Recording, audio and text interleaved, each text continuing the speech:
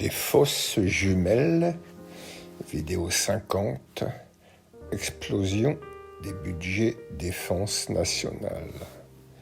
Là encore, pour le meilleur et pour le pire, les deux sœurs s'adorent.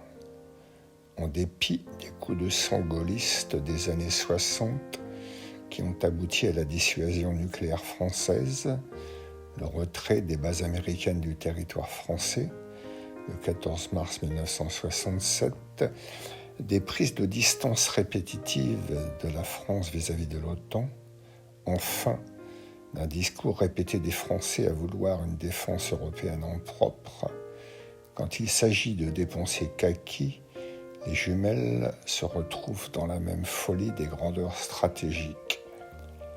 2000 milliards pour les Américains en 2022, y compris l'aide à l'Ukraine, 400 milliards pour la France pour lancer sa mise à niveau, horizon 2030, le nouveau porte-avions, des munitions en quantité, ainsi que les réparations en souffrance. Mais, j'y trouve un mais.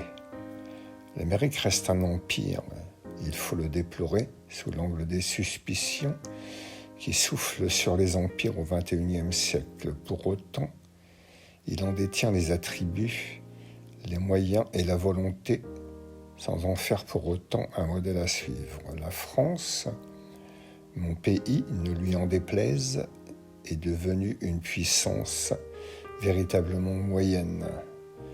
Elle a vu sombrer son empire colonial assez médiocrement pour n'en tirer aucune fierté, aucune dignité. Elle reste une puissance stratégique du fait de son outil de dissuasion. Pour combien de temps encore, nul ne le sait.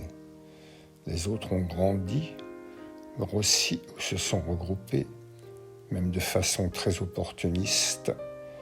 Le parapluie de la défense américaine, vu la taille des enjeux de ce monde, lui est devenu plus nécessaire que jamais. Aussi, il est temps de changer l'attitude du coq gaulois et notre complexe de la grenouille qui veut se faire aussi grosse que le bœuf.